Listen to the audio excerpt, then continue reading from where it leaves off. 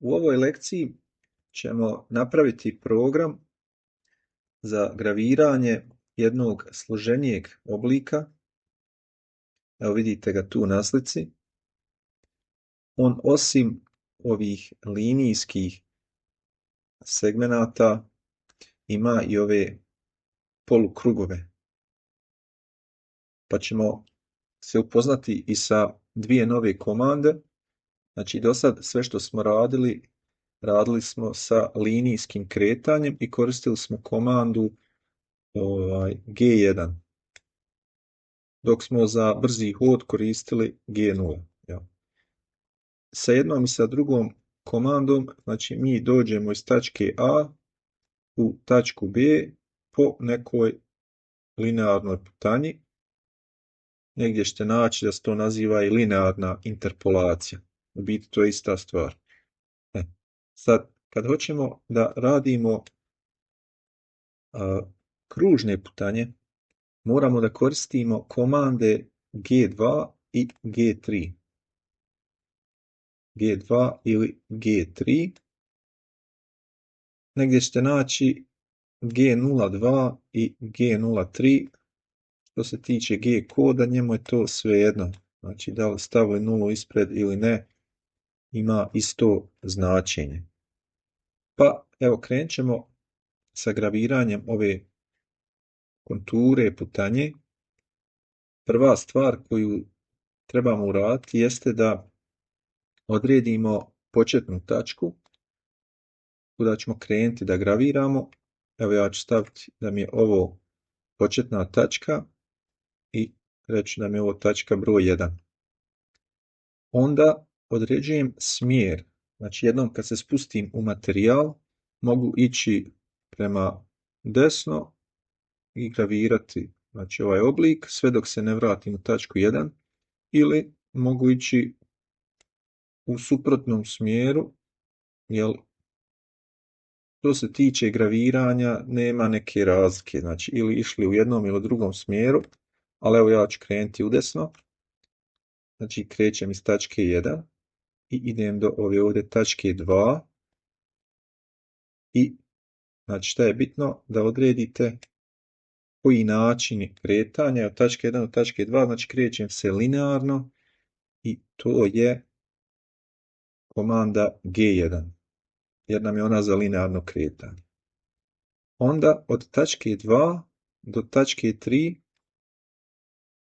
idem po jednoj kružnoj putanji, znači krećem tu i idemo hop, evo ovo je završavamo.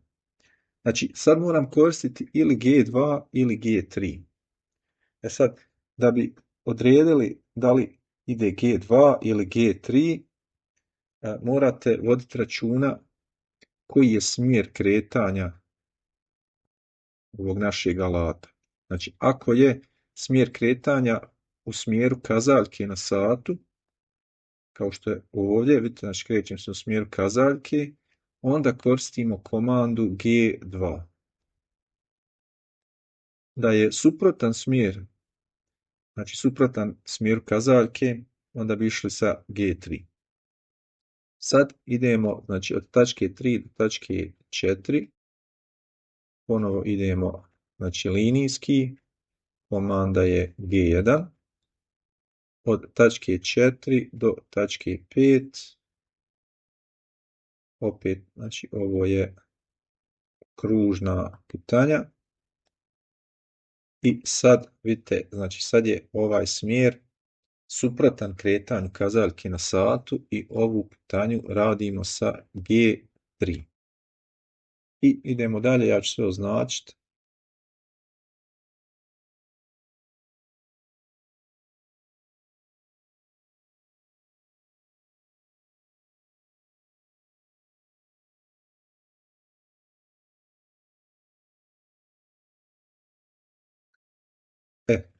Nakon što smo napravili ove pojedinačne segmente, moramo za svaku ovu tačku od 1 pa do 8 da odredimo x, y koordinate te tačke.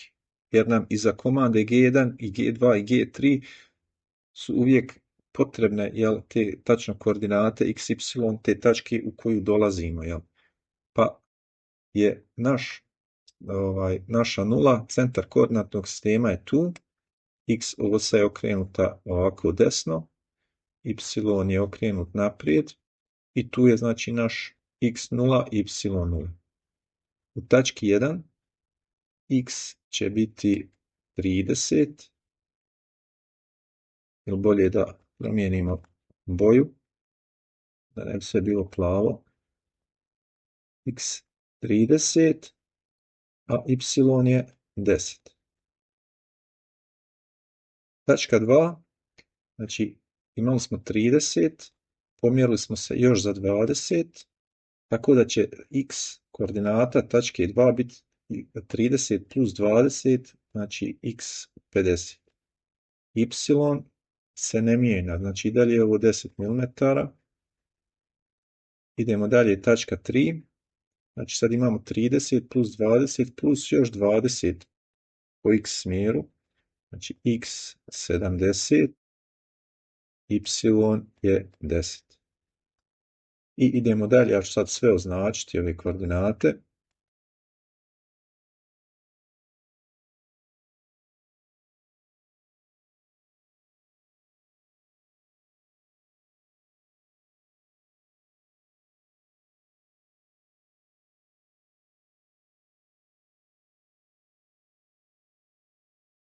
Evo, sad imamo sve potrebne podatke da možemo preći u Sinumerik i napraviti program za graviranje ovog oblika. Evo nas ponovo u Sinumeriku.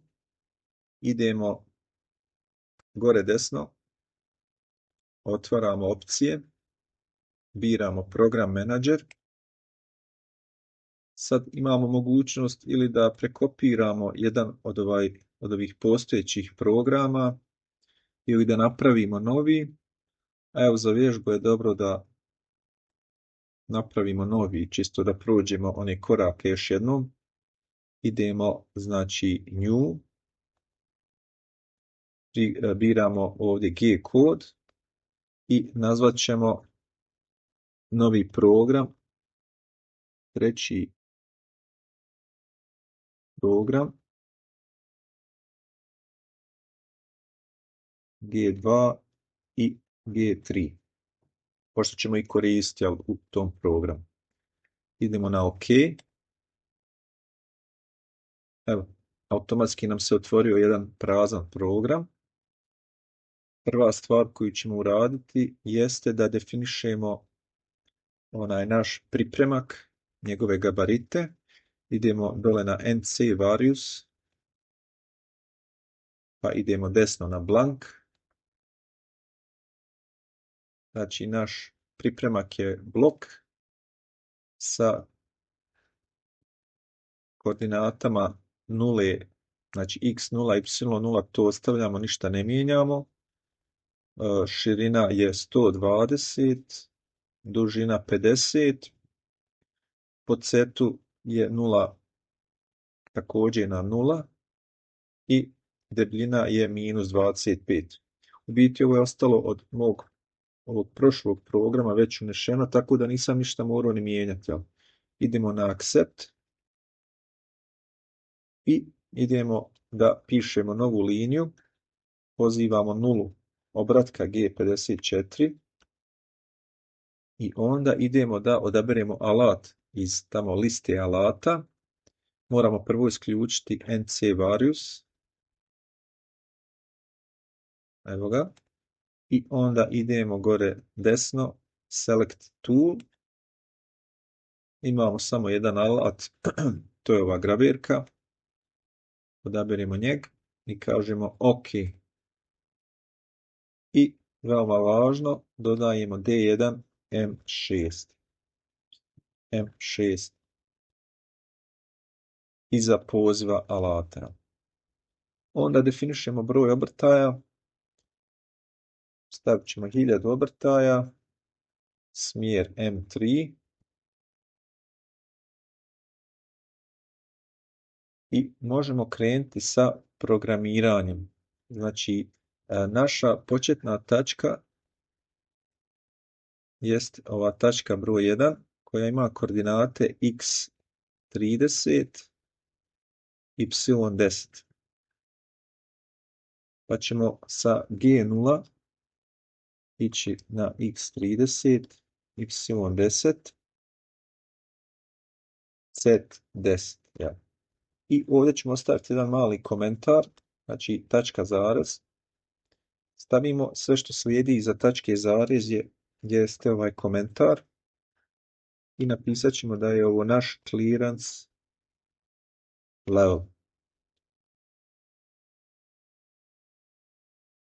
Poslije toga, znači sa clearance levela se trebamo spustiti na onaj safety level. Pa kažemo G1, idemo na C2 sa posmakom od 1000 mm u minuti i ostavit ćemo mali komentar ovdje safety level.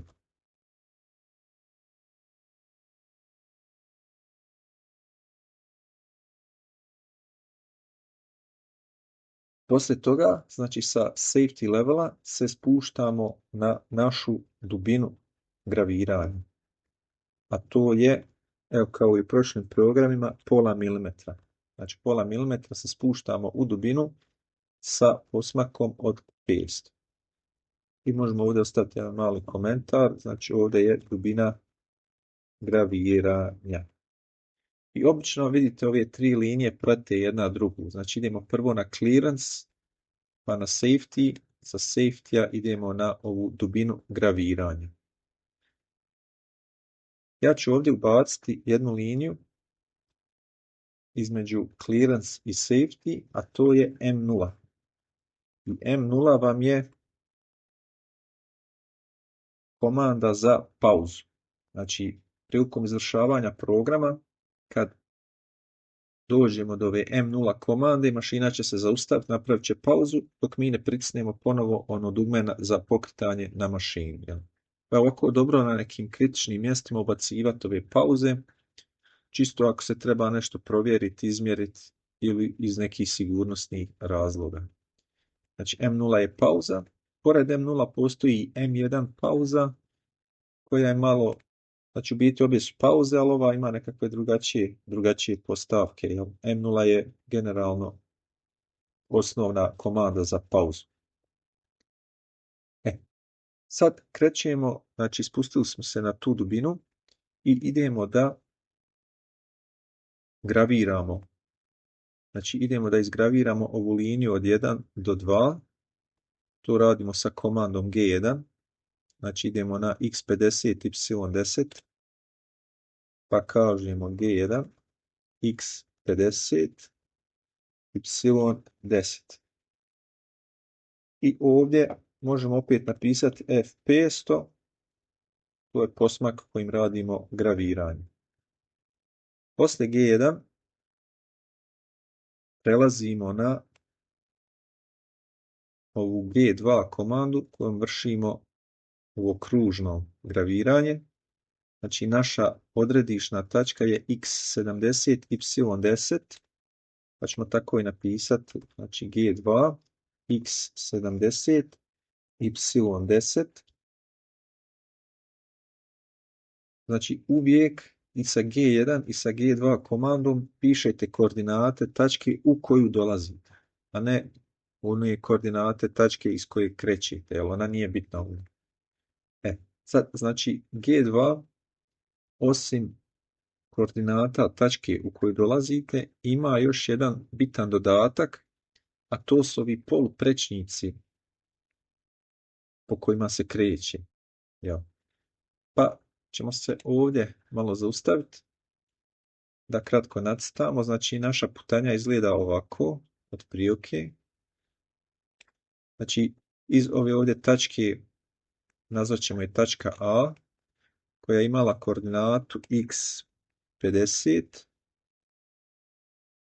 y10. Mi dolazimo do tačke B, koja ima koordinatu x70, y10. Sad je bitno ovdje da odredimo gdje nam se nalazi centar ovog ovdje kružnog luka. A on se nalazi tačno između A i B. Znači tu negdje na sredini označit ćemo sa C. Pa je njegova y koordinata također 10, jer vidite leže na istoj ovoj liniji, a x koordinata mu je tačno na sredini između 50 i 70, znači ovdje je x 60. I sad moramo da izračunamo poluprečnike kretanja, odnosno ove nazivaju se još i relativne koordinate centra, a to su i slovo j. Znači i j, gdje i računamo kao x centra minus x početne tačke, a j računamo kao y centra minus y početne tačke. Evo krenut ćemo od j, znači y centra je 10, a je 10, znači 10 minus 10, j će nam biti 0, jer su znači iste koordinate. X centra je 60 minus 50, znači imat ćemo i da je jednako 10. Ja. Znači kad bi to ovdje skicirali, vidjeli bi da je i u stvari ovo ovdje rastojanje i je 10. Ja. A sad da se krećemo kojim slučajem po nekoj ovakvoj putanji, imali bi i ovdje da je centar, znači imali bi i j. Znači ovo bilo i, a j bi nam bilo ovo ovdje rastojanje. Znači i prati x osu, j prati y osu, biti ovaj ovdje poluprečnik razložimo na njegove x, y komponente i nazovemo ih i j. I to je sve što se tiče tih brojeva i j. Sad ćemo se vratiti tamo na ovaj program i kucamo, znači i 10, j 0. I G2 komanda kao i G1 traži definisanje posmaka. Pa to uradimo ovako, znači ukucamo samo FPS. Sad vidite ovdje, znači pošto je j 0, možemo ovo j 0 izbrisati. Znači kad je 0, možemo ga preskočiti. Osim toga, ova G2 komanda nasljeđuje posmak iz G1 komande, tako da ako bi ovdje ovaj posmak izbrisali, ne bi ništa pogriješio. Znači ovaj G1 i G2 se nasljeđuju. Također vidite i ovdje možemo izbrisati posmak pošto se nije mijenjao. Znači ovdje jednom kad smo ga definisali, on važi sve dole na ove naredne G1 i G2 dok ne dođe do neke promjene. Onda idemo dalje. Ponovo, znači sa G1 komandom idemo u tačku 4, 90, 10. G1, x 90, y 10. Zatim sa G3 idemo u x 90, y 40.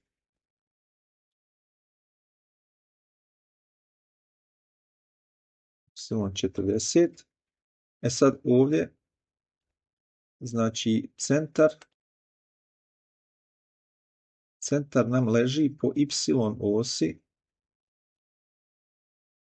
znači x mu je 90, kao i ove tačke 4 i tačka 5, znači sve tri tačke imaju isti x, a y mu je između, znači 40 i 10, znači to je nekih 25, jel, po 15 mm s obe strane. Znači ako 25 oduzmemo 15, dobit ćemo 10, 25 plus 15 dobit ćemo 40. Znači ovo je njegov centar. I sad ako izračunamo i, znači 90, odnosno 90 minus 90 bit će 0, a j Znači 25 minus početna tačka 10, da ćemo j da je 15. Pa možemo pisati j 15. Znači i je 0, ne pišemo ga. Onda dalje idemo sa i na x 70, y 40 i ponovo dolazimo, znači odradili smo i ovaj dio, da površimo malo.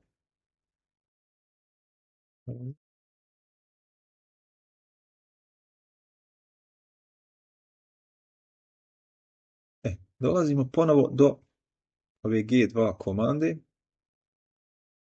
i znači idemo u tačku x50, y40, y40, gdje nam je znači ovaj centar na koordinati, znači između 50 i 70, znači x mu je tačno 60, a y je kao i kod tačke 6 i 7 također 40. Ja. Pa računamo i, znači i je 60, minus početna tačka je bila ovdje, ona je imala 70, 60 minus 70 je minus 10. J je 0, pošto su iste sve tri ove koordinate po y. Znači vidite, i može biti i negativno. Pa ćemo ovdje upisati i minus 10. Onda ponovo imamo G1 komandu, idemo u tačku x30, y40 i znači došli smo do tačke 8 i sad iz tačke 8 trebamo se spustiti u tačku 1. Nađemo koordinate centra, znači ona su po x-u je 30, a po y smo ponovo na 25. Ja. I onda računamo, znači i će biti 0, a j je 25 minus početna tačka 40, znači to je minus 15. Vraćamo se na program, kažemo j minus 15. I ponovo smo se vratili na početnu tačku, sa G1 se podižemo na set 10 sa posmatkom 1000. Znači vraćamo se na onaj clearance level, zaustavimo rotaciju spindla sa M5 i završimo program sa komandom M30. I to bi trebalo biti to. Sad ćemo pokrenuti simulaciju, da vidimo šta se dešava.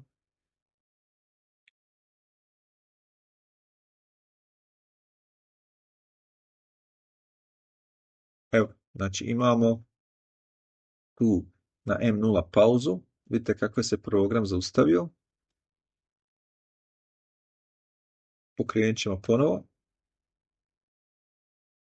Međutim, imamo neku grešku. Vidite ovdje na liniji blok 16 ima nekakvu grešku u sintaksi. Da vidimo gdje smo to pogriješili.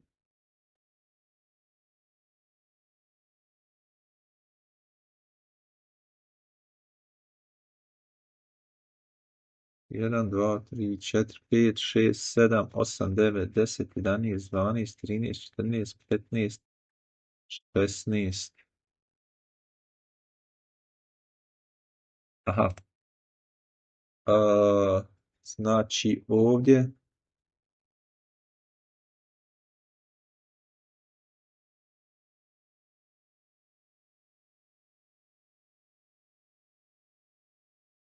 x30, y40, a ovdje se vraćamo na početnu tačku koja je imala x30, y10.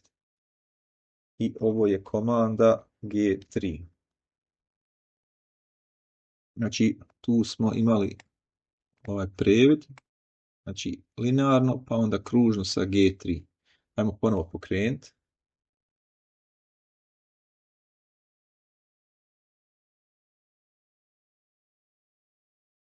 Evo, znači tu smo sad, napravili smo pauzu na M0. Ako kliknemo ovo zeleno, izvršit će se ostatak programa. Evo ga, vidim. Hajmo sad ponovo pokrenuti. Opet smo došli do ove linije sa M0, tu je napravljena pauza.